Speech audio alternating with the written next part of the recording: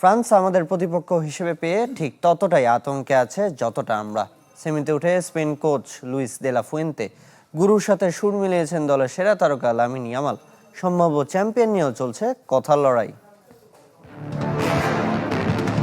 16 বছর পর বিশ্বকাপের সেমিফাইনালে সাবেক চ্যাম্পিয়ন স্পেন, যেখানে তাদের প্রতিপক্ষ আসরের hot favourite France. High voltage সেমিফাইনালের আগে দিদিয়ের দেশও দলের প্রতি যেমন সম্মান রাখছেন, তেমনি ফরাসি শিবিরও স্পেনকে নিয়ে সমান আতঙ্কে আছে বলে দাবি করেছেন Spain coach Luis de la Fuente.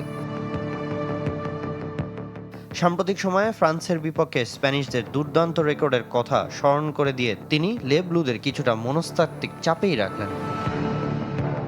আমি নিশ্চিত আমাদের নিয়ে ফ্রান্সও ঠিক ততটাই চিন্তিত ও আতঙ্কে আছে যতটা আমরা তাদের নিয়ে।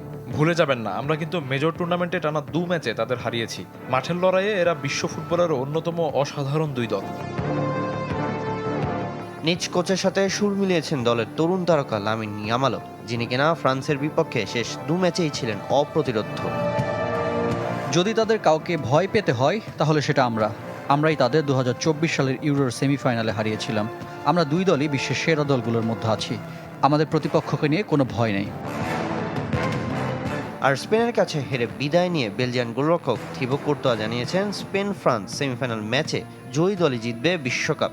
এমন মন্তব্য অবশ্য কানে তুলতে চান না বিশ্ব চ্যাম্পিয়ন আর্জেন্টিনা দলের ডিফেন্ডার ক্রিস্টিয়ান রোমেরো। স্পেন অবশ্যই বিশ্বকাপ জিততে পারে। তাদের দারুণ দল এবং প্রবল উদ্দীপনা রয়েছে।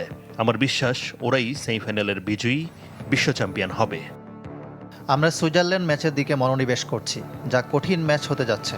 কোনো ফুটবলার কি ভাবছে তা আমরা কানে নেই না। প্রত্যেকের নিজস্ব মতামত ও নিজস্ব চিন্তাভাবনা আছে। টানা 2 বিশ্বকাপে সেমিফাইনালে খেলার লক্ষ্যে লিওনেল স্কালোনির শিষ্যরা, তবে কোয়ার্টার ফাইনালে টপকাতে হবে সুইজারল্যান্ড বাধা। সামিন ইয়াসার, চ্যানেল 24।